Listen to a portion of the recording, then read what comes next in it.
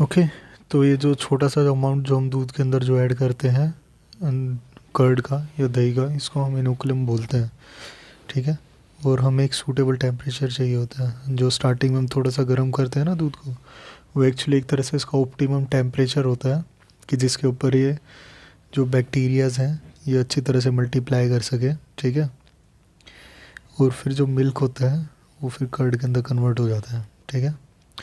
अब हम सोच रहे होंगे कि ये मतलब जैसे कि जो मिल्क के अंदर है कर्ड बन गया, एसिडिक प्रोडक्ट है, प्रोटीन्स भी डाइजेस्ट हो चुके हैं, कोगुलेट हो चुके हैं। अब सोच रहे होंगे कहीं न्यूट्रिशनल वैल्यू तो कम नहीं होगी। बट नहीं, न्यूट्रिशनल क्वालिटी इम्प्रूव हो जाती है। क्योंकि एक तो इसका बेनिफिट ये हुआ कि ये जो थोड़े से डाइजेस्ट हो गए यहीं पे मिल्क प्रोटीन्स। ठीक है। तो क्या है कि अच्छी तरह से एब्जॉर्ब हो जाएंगे, क्योंकि जो अमाइनो एसिड्स हैं प्रोटीन में से, ठीक है, डाइजेस्ट होके टूटेंगे। वो स्ट्रक्चर अमाइनो एसिड्स में रहेगा, जितने प्रोटीन के अमाइनो एसिड्स है उतने कांस्टेंट ही रहेंगे, बल्कि एब्जॉर्ब होने में ज़्यादा फ़ायदा रहेगा। ठीक है। और इसके अंदर एक और ये हो जाता है कि विटामिन B12 और बढ़ जाता है। ठीक है। क्योंकि बैक्टीरिया बना सकता है विटामिन B12। ठीक है। ह्यूमन बींग्स बना नहीं सकते। विटामिन B12 इसके थ्रू और एडिशनल हो जाता है, जो नॉर्मल मिल्क से ज़्यादा बेटर है। ठीक है। अब क्या होता है कि जो हमारा स्टमक रहेगा ना, उसके अंदर हमने बात करी थी ना स्टार्टिंग में कि मतलब माइक्रोब सारी जगह रहते हैं, हमारी बॉडी के अंदर भी हैं। क्या होता है कि अब लैक्टिक एसिड, ये कर्ड लेंगे, इसके अंदर लैक्टिक एसिड बैक्टीरिया है। ठीक है। तो देखिए मतलब जैसे कि लैक्टिक एसिड बैक्टीरिया है यहाँ की तरफ, ये हार्मफुल बैक्टीरिया हैं। ठीक है। अब हमने कर्ड खा ली, ये अच्छे बैक्टीरिया हैं। ये कर्ड वाले जो बैक्टीरिया हैं ये आ जाएंगे यहाँ पे, ये इनको डिस्प्लेस कर देंगे।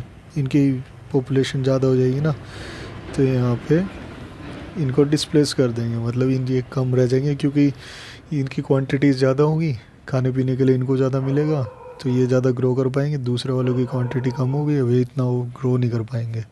ठीक है। तो इसके अंदर ये रहेगा कि जो डिजीज़ कोजिंग माइक्रो ऑर्गेनिजम्स हैं हमारे स्टमक या फिर इंटेस्टाइन के अंदर, उनकी कमी हो जाएगी। इवन कई बार क्या रहता है कि क्लिनिकल प्रैक्टिस में हम कई बार है ना, जिसके हम एंटीबायोटिक्स लेते हैं ना, तो ये मतलब हमारे जो बेनिफिशियल माइक्रोब्स हैं कई बार वे एंटीबायोटिक्स लेने की वजह से ख़त्म हो जाते हैं। तो हम कई बार साथ में है ना लैक्टिक एसिड के सैशेज देते हैं, इनके स्पोर्स के सैशेज देते हैं, ताकि ये जो अच्छे बैक्टीरिया हैं वो बॉडी के अंदर इंक्रीज़ कर जाए। तुमने सुना होगा याकूल्ट करके एक आता है, प्रोबायोटिक ड्रिंक्स वगैरह, उनमें और होता ही क्या है, गुड बैक्टीरियाज होते हैं। यही उनका कॉन्सेप्ट है। ठीक है। अब दूसरा एग्जांपल देते हैं, डो। डो मतलब ये जो आटा होता है, ठीक है, इसके अंदर मतलब जैसे कि ये हम बनाते हैं डोसा, इडली, ब्रेड वगैरह, सब कुछ इनसे ही बनता है, डो से। ठीक है। और इसके अंदर क्या होता है कि फर्मेंटेशन होता है, बैक्टीरिया फर्मेंट करता है। ठीक है। जैसे कि डो हुआ, हमने आटा वगैरह लगा दिया यहाँ पे। अब क्या है कि बैक्टीरिया आ गया इधर, अच्छी तरह से खाएगा पिएगा अपना, कार्बन डाइऑक्साइड रिलीज़ करेगा। कार्बन डाइऑक्साइड एयर से लाइट है, ऊपर जाएगी हवा में। तो ये जो डो ऐसी थी ना, वो कार्बन डाइऑक्साइड इसको पुश करेगी ऊपर उठाने के लिए। ठीक है। तो ये डो ऐसी हो जाएगी। ठीक है। तो इसकी हो जाएगी, ये पफ्ड अप अपीयरेंस हो जाएगी इसकी। ठीक है। ये जो पफ्ड अप अपीयरेंस है डो की कार्बन डाइऑक्साइड गैस की वजह से है। ठीक है। ये क्वेश्चन तुम देख लेना। ठीक है। अब जैसे कि यही जो डो है, मैंने बोला था ना कि ब्रेड के लिए भी यूज़ हो जाती है, इसको हम बनाते हैं बेकर्स यीस्ट के थ्रू, सैक्रोमाइसिस सेरेवेसी। ठीक है। अभी यहाँ पे यूज़ हो रही है ब्रेड बनाने में, क्योंकि ब्रेड को बनाता है बेकर, बेकरी, केक्स वगैरह ये सब बेकरी वाले बनाते हैं, बनाने वाला बेकर हो गया। ठीक है। तुम पेशेंट जगह तुम डॉक्टर हो गए, वो ब्रेड बना रहा है, उसका जिससे उसका प्रोफेशन बेकर है। ठीक है। तो अभी यहाँ पे ये सैक्रोमाइसिस सेरेवेसी यूज़ हो रही है, बेकर यूज़ कर रहा है, इसलिए इसको हमने बोल दिया बेकर्स यीस्ट। ठीक है। और भी कई ये जो ट्रेडिशनल ड्रिंक्स होती हैं, फूड्स आइटम होते हैं काफ़ी ज़्यादा, इनमें फर्मेंटेशन यूज़ हो रही है। एक्चुअली फर्मेंटेशन पुराने टाइम में फ्रिज वगैरह नहीं होते थे, ये एक तरह की प्रोसेस थी ताकि फूड को आगे से बचाया जा सके, प्रिजर्व करा जा सके। ठीक है, आज तो हमारे पास फ्रिज वगैरह प्रिजर्वेटिव्स हैं, हम फूड को काफ़ी टाइम तक प्रिजर्व कर सकते हैं, बट एंशियंट टाइम में ये चीज़ें नहीं थी। तो ये जो फूड है वो एक साथ तो इतना सारा खा नहीं सकते, स्टोरेज के लिए क्या करते थे, फर्मेंट कर देते थे। फर्मेंट करने से काफ़ी आगे टाइम तक प्रिजर्व हो जाता है। ठीक है, जैसे अचार डाल देते हैं ना घर में, वो भी थोड़ा फर्मेंटेशन का ही टाइप है। ठीक है, अब ऐसे एक टोडी होती है साउथ साइड में, साउदर इंडिया में। इसमें क्या करते हैं कि जो डेट पाम्स होते हैं ना, इनके अंदर से है ना, मतलब एक ये जो होता है यहाँ पे एक हल्का सा कट लगा देते हैं, यहाँ पे एक लोटा सा एक बांध देते हैं, यहाँ पे सैप कलेक्ट होता रहता है इनका। ठीक है, यहाँ पे ये जो करा, तो जैसे कई लोग या तो वो गुड़ बना देते हैं, पाम जैगरी बोलते हैं उसे। अगर इसे फर्मेंट कर दिया तो अल्कोहलिक ड्रिंक बन जाएगी, उसे हम टोडी बोलते हैं। ठीक है, अब बोल रहा था ना कि फर्मेंट माइक्रोब्स फिश को भी फर्मेंट करने में यूज़ होते हैं, सोयाबीन को भी, बैम्बू शूट्स में भी। इंडिया के अंदर ये चीज़ें ज़्यादातर नॉर्थ ईस्ट साइड होती हैं, ज़्यादातर फ़िश को फर्मेंट करते हैं। तो सुकूटी, सीड्रा, ऐसे कर करके इनकी कुछ टेक्निक्स हैं, इनको बोलते हैं सोयाबीन फर्मेंटेशन। बैम्बू शूट्स उधर फर्मेंट करते हैं, और कुछ एक countries Japan side fermented foods को करते हैं काफ़ी ज़्यादा। तो एक और एग्जांपल है चीज़ का। चीज़ हमारे यहाँ पे जो कोटेज चीज़ यूज़ होती है ना, मतलब जैसे कि रो चीज़ जो होती है, मतलब जो पहले जो चीज़ आती है, मतलब उसको बोलते हैं कोटेज चीज़, पनीर। फिर उसको ऊपर है ना, ये काफ़ी ज़्यादा फर्मेंटेशन वगैरह स्टार्ट करते हैं, अलग अलग तरह के बैक्टीरिया, फंजाइज वगैरह यूज़ करते हैं। कोई किसी को कितने सालों तक रखते, केव में रखते हैं, गुफा में रख दिया, कहीं रख दिया इनको, फिर वो फर्मेंटेशन हो जाती है, तो फिर अलग अलग टाइप की बन जाती हैं। अलग अलग वैरायटी की अपनी पहचान है, फ्लेवर है, टेस्ट है। जैसे मोज़रेला हो गया, पिज़्ज़ा में वही तो चीज़ डलती है, वो पहले कोटेज चीज़ से ही तो निकल के बनती है उधर की तरफ, उसके अंदर वे रेनेट टैबलेट्स डाल देते हैं, ये फिर ऐसे बन जाती है। फॉर एग्ज़ाम्पल एक स्विस चीज़ आती है, टॉम एंड जेरी देखा होगा ना सबने, मतलब ऐसा स्विस चीज़, इसके अंदर ऐसे बड़े बड़े होल्स रहते हैं। वो एक्चुअली ये जो बड़े बड़े होल्स होते हैं कार्बन डाइऑक्साइड की वजह से होते हैं, और इसके अंदर बैक्टीरियम आता है, पेनिसी प्रोपाइनोबैक्टीरियम शर्मानी, इसकी वजह से। ठीक है, ऐसे एक रोकफोर्ट चीज़ होती है। ठीक है, इसके अंदर एक स्पेसिफिक फंजाई होती है, पेनिसिलियम रोकफोर्टाई। ठीक है, ये इसका एक फ्लेवर यूज़ करता है हम। तो जैसे जैसे अलग अलग बैक्टीरिया या फिर अलग अलग माइक्रोब्स यूज़ होते जाएंगे इनके ऊपर, वैसे ही वैसी चीज़ का टेक्सचर सब कुछ चेंज होता जाएगा, फ्लेवर चेंज होता जाएगा, बिल्कुल चेंज होता जाएगा। कोई सॉलिड बन जाएगी, कोई सेमी सॉलिड बन जाएगी, कोई काफ़ी जेली जैसी कंसिस्टेंसी से बन जाएगी। इनका टेस्ट भी बिल्कुल चेंज होता जाएगा जैसे जैसे अलग अलग बैक्टीरियम्स यूज़ होंगे। ठीक है, ये कुछ एक एग्जांपल से। अब हम दूसरे पार्ट में आते हैं, 6 में से 2 पार्ट। दूसरा पार्ट ये है microbes in industrial products.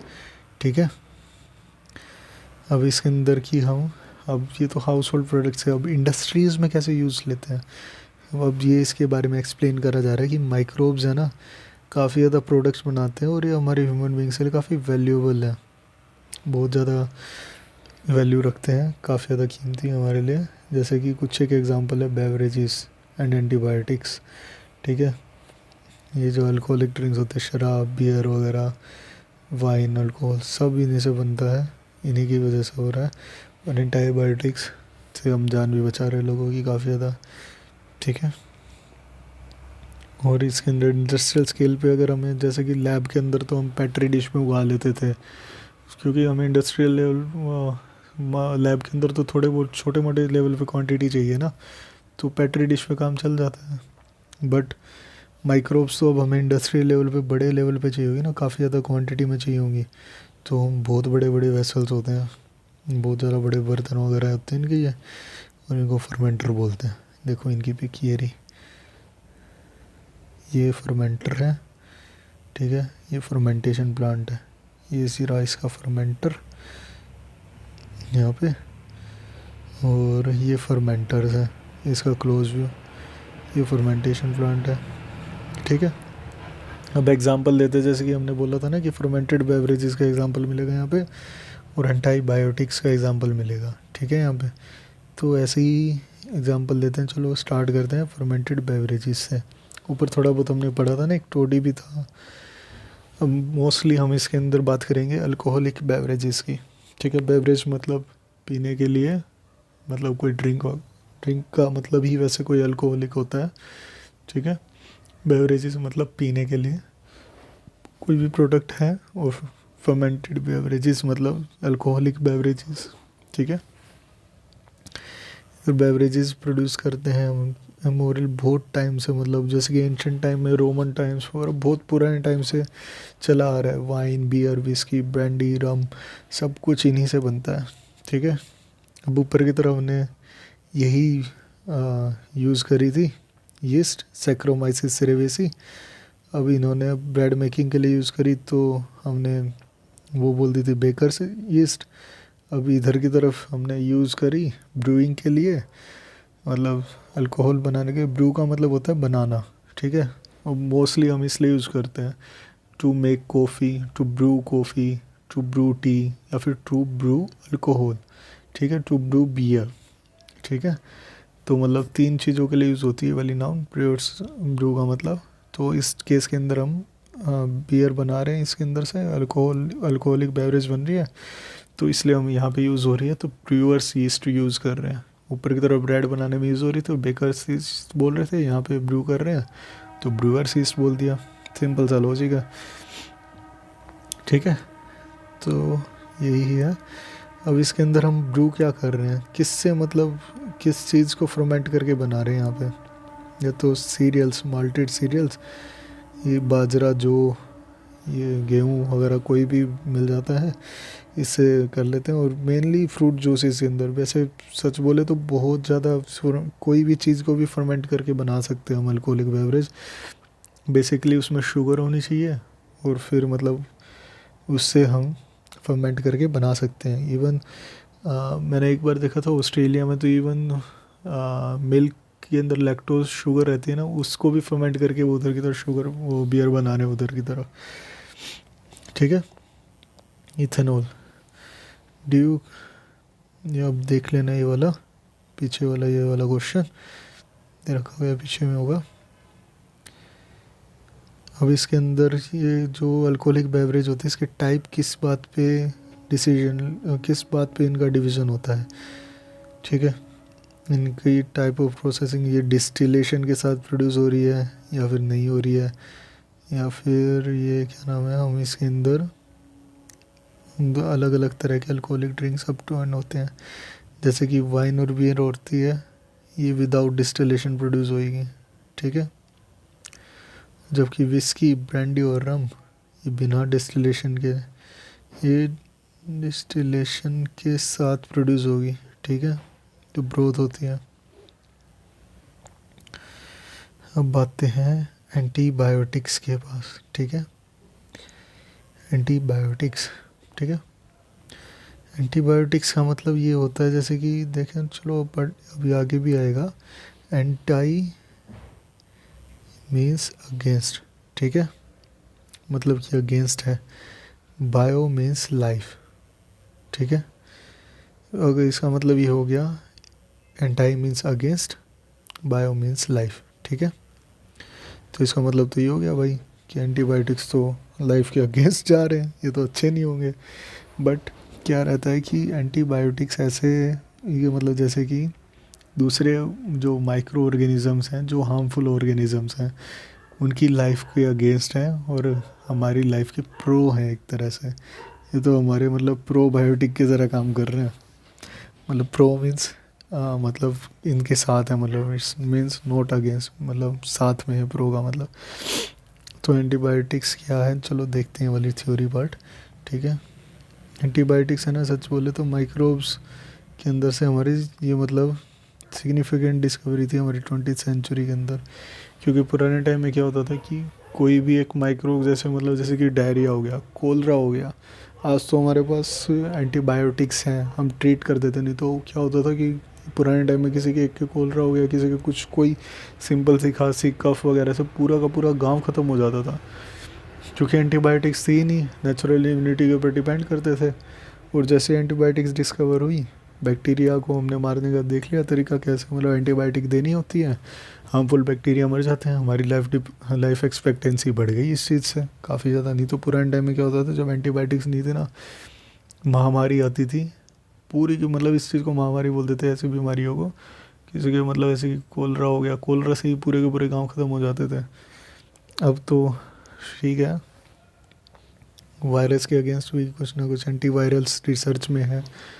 21st century की अच्छी रिसर्च हो जाएगी तो एंटीवायरल्स अच्छी तरह बन जाएंगे। अभी वायरस के अगेंस्ट चल रही है रिसर्च। बैक्टीरिया पे तो हमने लगभग जीत भी दी गई है हमें, ठीक है। ये दिखा रहा है इसमें आगे, anti is a Greek word which means against and bio means life, ठीक है। दोनों के एक साथ लिखेंगे तो अगेंस्ट लाइफ हो जाएगा। ये सिर्फ डिजीज़ कोजिंग ऑर्गेनिज्म के कॉन्टेक्स्ट में है, और जबकि ह्यूमन बींग जो इसको लेंगे उनके लिए तो प्रो लाइफ है ना, क्योंकि इनके इन्फेक्शन को, जो इन्फेक्शन कोर्स करने वाले ऑर्गेनिजम्स को उनको मार देती है, उनकी तो लाइफ एक्सपेक्टेंसी बढ़ा रही है, ठीक है। कोई डेफिनेशन पूछे तो ये लिखने एंटीबायोटिक्स की केमिकल सब्सटेंसेस है produce by some microbes, microbes के मतलब प्रोड्यूस कर रहे हैं, और या तो ये मार देते हैं, किल कर देते हैं एंटीबायोटिक्स को, या फिर उनको, उनकी ग्रोथ को रोक देते हैं। दो तरह की एंटीबायोटिक्स हो जाती है, जो इसको किल कर देगी उनको बोलते हैं बैक्टीरियोसाइडल, साइडल मीन्स किल, ठीक है। रिटार्ड कर देंगे इनकी ग्रोथ को, उसको बोलते हैं बैक्टीरियोस्टैटिक, स्टैटिक मीन्स स्टैग्नेंट, ठीक है। दो तरह की एंटीबायोटिक होगी, जो किल करेगी उसको बैक्टीरियोसाइडल बोल देंगे, जो ग्रोथ को रिस्ट्रिक्ट कर रही है, जो रोक रही है ग्रोथ को, मतलब 10 बैक्टीरिया, 10 के 10 बैक्टीरिया रख रही है, उनको बढ़ने ही नहीं दे रही, डिवीज़न नहीं होने दे रही, उसको बैक्टीरियोस्टैटिक बोलेंगे। और जो बैक्टीरियोसाइडल है, 10 के 10 बैक्टीरिया थे, 10 के 10 को उड़ा दिया, उसको बैक्टीरियोसाइडल बोलेंगे। हर एक एंटीबायोटिक का अलग अलग यूज़ है, ठीक है। बातें आगे एक और हम सुनते हैं काफ़ी ज़्यादा एंटीबायोटिक, ये वाली एंटीबायोटिक लगभग सभी ने सुनी होगी यार। एंटीबायोटिक का नाम है इसका पेनिसिलिन, ठीक है। पेनिसिलिन क्या थी, ये सबसे पहली एंटीबायोटिक थी, ठीक है। और ये एक्चुअली चांस डिस्कवरी थी। ऐसी चीज़ों को हम बोलते हैं सेरेंडीपीटी, ऐसी डिस्कवरीज को, ऐसी चांस डिस्कवरीज को बोलते हैं सेरेंडीपीटी, ठीक है। अलेक्जेंडर फ्लेमिंग ने डिस्कवर करी थी। ये क्या था कि ये बेचारा है ना, मतलब ये साइंटिस्ट थे अपने टाइम के, स्टेफ कोकाई बैक्टीरिया पे रिसर्च कर रहे थे। वही मैं बता रहा था ना ऊपर, माइक्रोब्स के ऊपर डिस्कवरी रिसर्च कर रहे थे भाई, कि हाँ भाई इनको कैसे क्या करना है, क्या तोड़ निकाला जाए, कैसे मारा जाए इन बैक्टीरियाज़ को, ताकि ह्यूमन बींग्स की लाइफ अच्छी बने। तो उन्होंने देखा कि मतलब ये अपने लैब करके अपना चले जाते थे, एक्सपेरिमेंट करते थे। तो इन्होंने सो गए होंगे, जल्दी छुट्टी लेके चले गए होंगे अपना। फिर उन्होंने देखा कि एक जो मोल्ड जो इनकी जो ग्रो कर रही थी ना, इन्होंने देखा कि जो अनवाश कल्चर थे ना उसके, स्टेफाइकोकाई के, उसके अराउंड ग्रो नहीं कर पा रही थे ये। मतलब जो इसके अंदर, मतलब इन्होंने पेट्री प्लेट जो थी ना, डिशेस वगैरह जिस पे उगाते बैक्टीरिया फंजाई को, उस पर इन्होंने देखा कि एक कोई मोल्ड है, फंजाई है, वो ग्रो कर गया, बट उसके ऊपर है ना स्टेफकोकाई उसके आसपास ग्रो नहीं कर पा रही है, ठीक है। तो इसके अंदर इन्होंने देखा कि ऐसी क्या बात हो गई कि भाई इस मोल्ड, ये फंजाई आई, मतलब मोल्ड को ही फंजाई बोल देते हैं, इसके आसपास फिर ये मतलब बैक्टीरिया ग्रो नहीं कर पा रहे। तो उन्होंने देखा फिर देखना पड़ेगा। उन्होंने इसको, इस मोल्ड को उन्होंने नाम रख दिया पेनिसिलिन, क्योंकि पेनिसिलियम नोटेटम नाम था इस मोल्ड का। इसके जो इसका केमिकल मिला, जो मतलब एंटीबायोटिक मिला, मतलब केमिकल मिला, माइक्रोब ही थे ये, फंजाई माइक्रोब है, इससे केमिकल मिला पेनिसिलिन, पेनिसिलियम नोटेटम से, इसका नाम इन्होंने पेनिसिलिन रख दिया, ठीक है। उन्होंने बस डिस्कवर करा था इसको, देखी थी, ऑब्जर्वेशन करी थी, बट जो इसका फुल पोटेंशियल है ना, ये इफेक्टिव एंटीबायोटिक है, ये बाद में इन्होंने एस्टेब्लिश करा था अर्न्स्ट चेन और होवर्ड फ्लोरे ने, ठीक है। अब ये जो है ना, वर्ल्ड वॉर 2 हो गया था उस टाइम तक, और फिर है ना अमेरिकन सोल्जर्स थे ना, जो वुंडेड होते थे, वुंड हो गया, सीधी सी बात है, सब जगह बैटल फील्ड है, और उधर की तरफ सोयल वगैरह, वो जो को भी इधर की तरफ वुंड्स हैं, इन्फेक्शन होगा, माइक्रोब्स तो सारी जगह है। अब जिसको भी पेनिसिलिन देते, उसकी है ना मतलब जैसे कि ज़्यादा इन्फेक्शन होता ही नहीं, जान बच जाती उसकी। तो फिर काफ़ी ज़्यादा एक्सटेंसिवली यूज्ड हुआ उस टाइम, लोगों की जान बचाने में, सोल्जर्स की जान बचाने में। तो फिर इन्होंने ये देखा कि ठीक है, फ्लेमिंग ने डिस्कवर करा, और चेन, अर्नस्ट चेन और फ्लोरे ने, हाँ वो होवर्ड फ्लोरे ने इनका मतलब जैसे कि फुल पोटेंशियल डिस्कवर करा था एंटीबायोटिक के रूप में। तो फिर इनको मिला नोबेल प्राइज़ 1945 में, क्योंकि डिस्कवर उन्होंने करा, इसका पोटेंशियल इन्होंने इस्टेब्लिश करा था, तो तीनों को नोबेल प्राइज़ मिला था। नोबेल प्राइज़ इंपॉर्टेंट होते हैं, याद करने, ठीक है। अब क्या है कि पेनिसिलिन के बाद और भी कई, अब पेनिसिलिन तक थोड़ी ना रुकेंगे, इसके बाद बहुत सारी एंटीबायोटिक्स डिस्कवर हुई, एरिथ्रोमाइसिन, क्लिंडामाइसिन, बहुत सारी, मतलब जैसे मेट्रोनिडाजोल, इधर बहुत सारी एंटीबायोटिक्स डिस्कवर हुई, ठीक है। सब माइक्रोब से बनी, लाइनोजोलिड, बहुत सारी एंटीबायोटिक्स डिस्कवर हुई इसके बाद, ठीक है। फिर हमने देखा कि हमारी, फिर जैसे कि क्योंकि ह्यूमन बींग्स को पता लग गया एंटीबायोटिक होती है, उन्होंने रिसर्च करी और बहुत सारी एंटीबायोटिक्स मिली। हमने काफ़ी ज़्यादा हमारी कैपेसिटी इम्प्रूव कर ली, जैसे कि जो जितनी जितनी ये काफ़ी उस टाइम में काफ़ी ज़्यादा डेडली डिजीज़ मानी जाती थी, इवन एक whooping cough, diphtheria, leprosy, plague, ये तो अब आज के टाइम में इतनी कोई बहुत बड़ी बात नहीं होती, बट उस टाइम होती थी ना, इनको महामारी बोलते थे, पूरे के पूरे गांव ख़त्म हो जाते थे जब भी होती थी। इवन प्लेग का तो ये था कि रोमन एम्पायर ने अपने कई वॉर जीते थे, क्या होता था कि जो प्लेग वाली जो बॉडी थी ना, वो दूसरे गांव में फेंक देते थे उधर की तरफ, और जिस गांव में वो बॉडी फेंकी उधर की तरफ प्लेग फैला, पूरा का पूरा गांव ख़त्म, वो सिटी कॉन्कर कर ली उन्होंने, ऐसे भी यूज़ करते थे। तो उस टाइम में कितनी कुछ ट्रीटमेंट तो अवेलेबल नहीं था, तो इधर इसका मतलब ये पूरी की पूरी कर देते, ख़त्म कर देते थे सब लोगों को यार। और आज के टाइम तो बहुत सही है, वो भी इतनी दिक्कत नहीं होती है, सब लोग ठीक हो जाते हैं। तो एंटीबायोटिक काफ़ी ज़्यादा इम्प्रूव करी हमारी इसको कैपेसिटी को।